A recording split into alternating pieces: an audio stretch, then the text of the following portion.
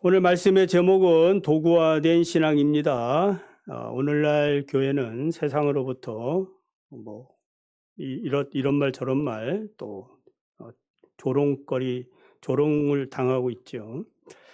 그 이유는 교회가 교회답지 못한 부분이죠. 세상의 빛과 소금으로 그 역할을 잘 감당하지 못하기 때문입니다.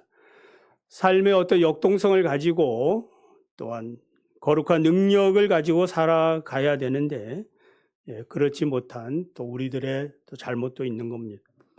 그래서 어떤 사람들은 이렇게 된 원인을 제도의 모순, 훈련의 부족, 또한 타락한 환경 때문이다 이렇게 말하기도 합니다. 그러나 본문은 외부 환경이 아니라 신앙의 본질이 변질이 되었기 때문이다 라고 말씀하고 있습니다.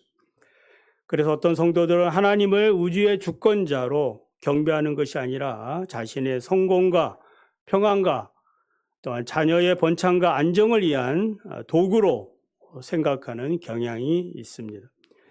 이런 상황에서 우리는 하나님을 내 목적을 위한 도구로 삼는 종교적 위선에서 벗어나서 참된 신앙의 본질을 회복해야 될 줄을 믿습니다.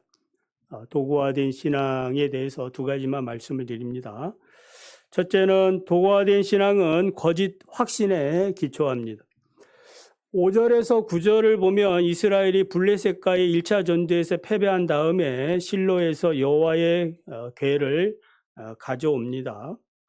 언약궤가 들어올 때 이스라엘은 땅이 울릴 정도로 크게 외치죠. 우리가 이겼다 이 말이죠. 블레셋 사람들에게 화가 임할 것이다. 이스라엘 신은 광야에서 여러 가지 재앙으로 애굽을 친 신들이다. 이 블레셋 사람들은 이 소식을 알고 그렇게 한탄합니다. 그러면서 블레셋인들이여 우리가 대정부처럼 우리 장렬하게 싸우다 죽자. 이렇게 이제 말하기도 합니다. 이스라엘 장로들은 블레셋과 1차 전쟁의 패배 원인을 자신들의 죄악과 영적 무지에서 찾지 않고 단지 하나님의 언약궤가 우리 가운데 없어서 그렇다. 그 언약궤의 부재의 거기에 이제 요인을 찾았습니다. 그러니까 이들의 행동은 하나님을 향한 신뢰가 아니라 현재의 위기 상황을 모면하기 위하여 생각해낸 그러한 불신앙적인 그런 태도였습니다. 삶의 회개와 말씀에 대한 순종이 없이 그냥 종교적인 열심이나 그리고 예배 행위는 하나님을 위한 것보다는 자신들을 위한 그러한 자신들의 그 마음을 편하게 하려고 하는 그런 이제 도구, 하나님을 부족으로 삼으려는 그런 태도였다라는 겁니다. 이스라엘 백성들의 여호와의 언약궤가 진영에 들어오자 땅이 울릴 만큼 큰 소리로 함성을 지르지요. 이런 큰 함성, 이 큰 소리는 믿음의 표현이 아니라 영적 맹신이 낳은 광기와 같습니다. 그들의 마음은 할례를 받지 못했습니다. 할례를 받았다면은 회개하겠죠. 하나님 앞에 통회하는 심령으로 나아갔을 것입니다. 제사장들은 여전히 탐욕 속에 있었습니다. 이들은 단지 종교적인 그런 외적인 조건만 갖추면은 이제 블레셋과의 전쟁에서 승리할 것을 확신했던 겁니다. 자기 착각이고 거짓된 확신입니다. 출애굽기 32장 6절을 보면은 그 이제 금송아지를 만드는 그 이야기가 기록되어 있어요. 이튿날에 그들이 일찍 일어나 번제를 드리며 화목제를 드리고 백성이 앉아서 먹고 마시며 일어나 뛰놀더라.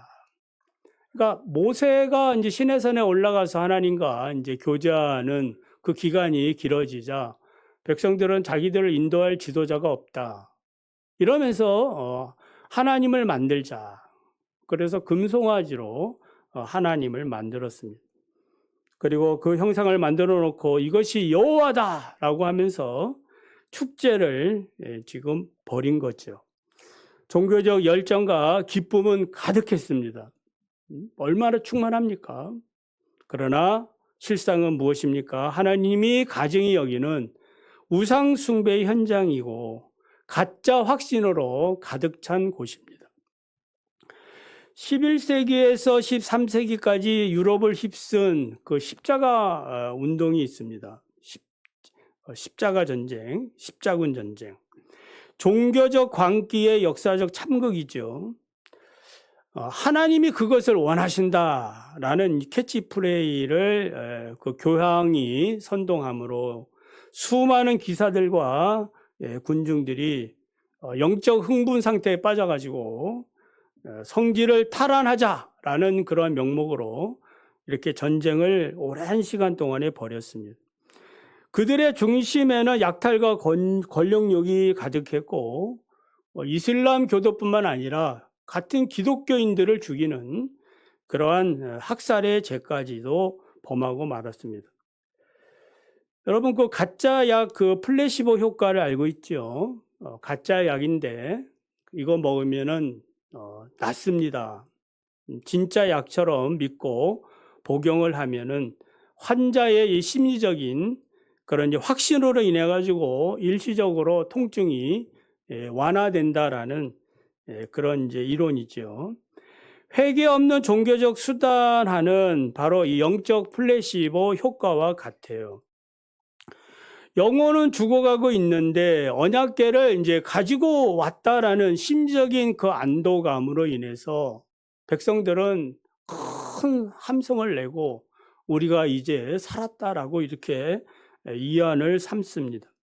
그러나 실제적으로 그들은 승리한 것이 아니죠. 오히려 하나님 앞에 더 파멸의 길로 걸어가게 됐다라는 겁니다. 그래서 이런 거짓 확신은 자기를 성찰할 기회를 잃어버리게 됩니다.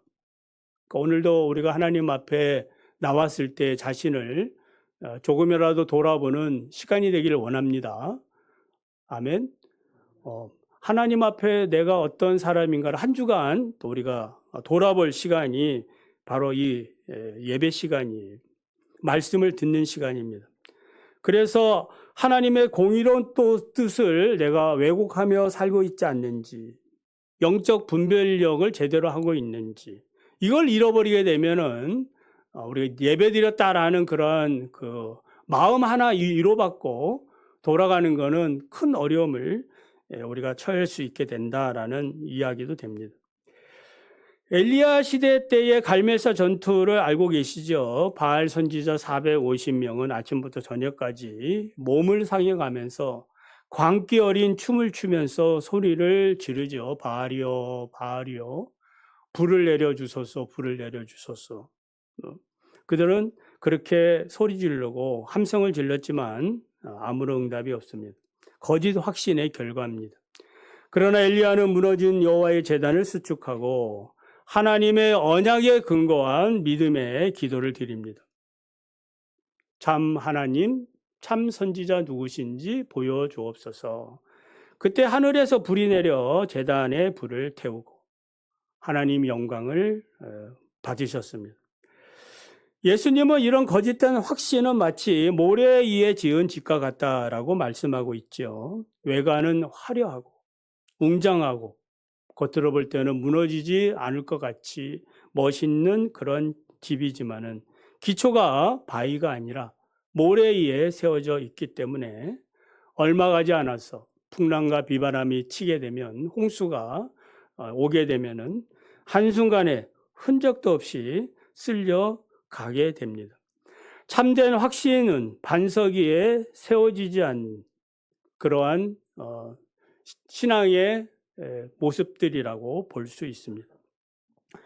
오늘날 우리 현대교회의 집회 현장에서 자주 보는 현상들이에요. 화려한 조명, 그리고 가슴을 울리는 드럼, 비트, 감정을 자극하는 세련된 찬양, 이러한 것을 통해서 때로는 눈물을 흘리죠. 손을 들어가며 대단한 은혜를 받았다고 확신을 합니다. 그러나 예배당 문을 나서는 순간 그들의 삶은 불신자와 전혀 구별되지 않는, 그리고 그동안 교회에서 느꼈던 그런 뜨거운 감정, 흥분, 눈물, 이것은 성령의 역사가 아니었던 것으로 스스로 증명해 보이기도 합니다. 그래서 언약궤를 보면서 함성을 지르고 있는 이스라엘 백성들과 다를 바가 없다라는 겁니다. 심리학에 보면 한 개인이 군중 속에 있을 때에 그 사람은 자기가 가진 개인의 어떤 개성은 잊어버리고, 그러니까 이성과 도덕성은 마비되고 집단의 감정에 동화되는 군중 심리, 그리고 몰 개성화를 잃어버렸다 이 말이죠. 그런 현상을 경험하게 됩니다. 그러니까 이스라엘 진영에 들리는 엄청난 함성은 개인적으로 하나님 앞에 서 있어야 되는데 이런 거 다 잊어버리게 되고 그냥 군중 속에서 함성을 지르며 그 열기 속에서 하나님과의 관계를 그냥 잃어버린 그런 상태를 보게 된 것입니다. 하나님과의 개인적이고 깊은 대면이 필요한데 그렇지 못했다라는 겁니다. 그러므로 참된 확신은 감정의 고조나 종교적 분위기에서 나오는 것은 아닙니다. 오직 기록된 하나님의 말씀 앞에서 내가 죄인이구나, 내가 이런 사람이구나, 십자가의 보혈 앞에서 내가 이런 존재였구나, 이것을 깨닫고 굴복할 때에 성령께서 우리를 위로하시고 새로운 힘과 능력을 허락해 주시는 겁니다. 그러므로 우리는 어떻든지 이러한 세상의 시끄러운 소리에서 벗어나서 열광의 소리에서 벗어나서 하나님과의 그러한 1대1의 그런 관계를 맺어야 되는 것입니다. 세상의 종교적인 광기가 아니라 거룩한 말씀 앞에 믿음으로 사시기를 바랍니다. 자기 확신이 아니라 믿음의 확신을 가지시기를 바랍니다. 말씀이 주는 확신. 그래서 하나님이 주시는 그 말씀 깊이 들어가서 그리스도의 성품을 우리가 경험하고 그 마음을 경험하며 살아야 될 줄 믿습니다. 시편 기자는 너희는 가만히 있어 내가 하나님됨을 알지어다. 하나님과의 그런 관계 속에서 살아가시기를 원합니다. 두 번째는 도구화된 신앙을 버리고 주권신앙으로 살아야 합니다. 10절에서 11절 보면은 언약궤를 앞세운 전쟁의 결과는 이스라엘의 뜻밖의 대패입니다. 보병 3만 명이 죽었고 하나님의 언약궤는 빼앗겼고 제사장 엘리의 두 아들 홈리와 비느하스는 그 자리에서 죽었습니다. 하나님은 자신의 이름과 언약궤가 이방인에게 모욕을 당할지언정 타락한 자기 백성의 죄는 묵인하지 않으시구나 라는 사실을 발견할 수 있습니다. 하나님의 주권은 인간의 거짓된 확신에 따라 조정을 당하시는 분이 아니에요. 그래서 회개 없는 행동에 대해서는 반드시 심판하시는 분임을 믿으시기를 바랍니다. 그래서 이스라엘이 블레셋에게 이제 패배하고 언약궤를 빼앗긴 것은 하나님에게 있어서는 매우 수치스러운 일이죠. 그래서 이스라엘이 광야 40년을 마치고 그 요단강을 건너가지고 할례를 받은 곳이 길갈이거든요. 그 길갈의 이름의 뜻이 무엇이냐면은 굴러갔다는 뜻이거든요. 굴러갔다. 무엇이 굴러갔다는 거예요? 수치가 굴러갔다는 말이에요. 그러니까 그동안에 하나님이 자기 백성을 광야로 인도해 놓고 맨날 그곳에서 빙빙빙 돌고 뭔가 하나님답지 않는 그런 그 행동을 한 거는 무엇 때문이에요? 자기 백성의 그 불순종 때문이었거든요. 심판하시기 위해서 그동안에 이제 시간을 보냈던 겁니다. 그러니까 하나님께서 지금도 언약궤를 빼앗기면서 자기 백성 3만 명이 죽는 그러한 그 대참사까지도 하나님이 참으신 그 이유는 무엇 때문이에요? 나는 너희들이 조종하는 그러한 신이 아니다. 나는 너희의 도구가 아니라 나는 창조주 하나님이다. 라는 그러한 것들을 지금 말씀해 주고 있는 거예요. 그래서 이방 종교와 불신앙의 특징은 무엇이냐면은 신을 달래고 조종하는 데 있습니다. 신을 달래고 조종해. 자신의 소원을 성취하는 데에 그 목적을 두고 어떻게 하든지 신을 잘 달래서 자기에게 도움이 되도록 하려는 데 있다 이 말이에요. 여러분 하나님을 그렇게 믿습니까? 그런 분이 아니시죠. 우리가 만약 사업에 실패하고 자녀가 뭐 입시에 낙방을 하고 건강에 어떤 위기를 맞게 되고 물질의 어떤 손해를 이렇게 어려움을 겪게 되면은 자신을 돌아보기보다는 내가 하나님 앞에 헌금을 적게 내는가 보다. 이번에 내가 뭐 빚을 내서라도 하나님 앞에 헌금을 드려야 되겠다. 뭐 이렇게 해서 하나님을 달래보려고 하는 것. 내가 그동안에 뭐 30일, 20일 그렇게 이제 기도 안 했는데 이번에 한 뭐 40일, 100일 작정을 해야 되겠다. 이렇게 해가지고 하나님 앞에 나아간다. 그 겉으로 볼 때는 형식적으로는 매우 신앙이 열심히 있어 보이는 것 같지만은 신앙의 방향이 틀렸다라는 겁니다. 신앙의 방향은 뭐예요? 너 자신을 돌아보기를 원하는 거죠. 나 자신을 돌아봐서 하나님과의 관계가 정말 바른 것인지 바르지 않는 것인지 그것을 깨달아야 됩니다.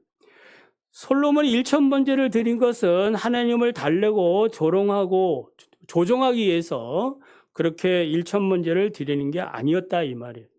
인간의 욕망에 의해 가지고 자신이 내가 하나님 앞에 이렇게 해서 내가 지혜를 구해야지 이렇게 처음부터 작정을 하고 나간 것이 아니다 이 말이에요. 하나님 뜻을 이루기 위하여 하나님께서 맡겨주신 자기 백성을 잘 다스리려고 하는 그런 마음에 의해서 하나님 앞에 그렇게 열심을 낸 겁니다. 이스라엘은 언약궤를 통해 이방 종교의 잘못된 습관으로 하나님을 지금 대하고 있는 거예요. 하나님은 어떤 분이세요? 속지 않습니다. 인간의 그러한 얄팍한 지식에 하나님이 놀아나지 않습니다. 그래서 하나님은 이스라엘에게 심판을 선포하심으로 하나님의 주권이 무엇인지 분명하게 내셨죠.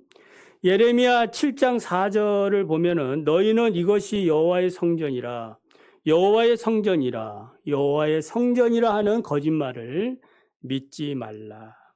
이 말이 무슨 말이에요? 그러니까 이스라엘 백성들은 우리가 여호와의 성전이 우리에게 있으니까 우리는 절대로 망하지 않는다. 이렇게 이제 생각을 하고 있다 이 말입니다. 그렇지만 하나님이 뭐 한다는 거예요? 이곳은 그렇게 안전하지 않다. 거짓 확신에 불과하다. 예레미야의 외침은 뭐예요? 이 성전까지도 하나님께서 파괴시킬 수 있다. 실질적으로 이 예루살렘 성전이 파괴됩니다. 마태복음 3장 9절을 보면은 속으로 아브라함이 우리 조상이라고 생각하지 말라. 내가 너희에게 이르노니 하나님이 능히 이 돌들로도 아브라함의 자손이 되게 하시리라. 이런 말씀이 있습니다. 세례 요한이 유대인들이 혈통적으로 종교적인 어떤 특권의식을 가지고 있어서 그렇지 않다. 이 돌을 가지고도 얼마든지 하나님은 자기 백성을 만들 수 있는 그런 분이시다라고 말씀하고 있는 겁니다.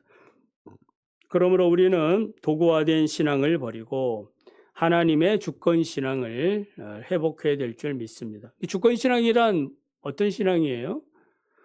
우주 만물과 인생의 생사하보, 역사의 흥망성쇠는 누구의 손에 있는 거예요? 하나님 손에 있는 거죠. 이걸 믿는 거죠. 우리의 호흡까지도 하나님의 손에 있는 겁니다. 우리가 이렇게 내가 힘써서 나온 것 같지만은 내가 계산해 가지고 이렇게 해서 나온 것 같지만 하나님의 선하신 섭리가 있는 겁니다. 그래서 하나님은 자신이 뜻하신 바를 이루시는 그런 분이세요. 로마서 8장에 하나님은 모든 것을 합력하여 선을 이루신다라고 하지 않았습니까? 그래서 인간이 그 어떤 종교적인 행위를 가지고 하나님의 작정과 계획을 변경시키거나 또한 그것을 유도할 수 없다라는 겁니다. 만물이 다 주께로부터 나왔고 또 만물은 다 주께로 돌아간다라는 큰 그런 신앙의 그림을 우리가 가지고 있어야 됩니다.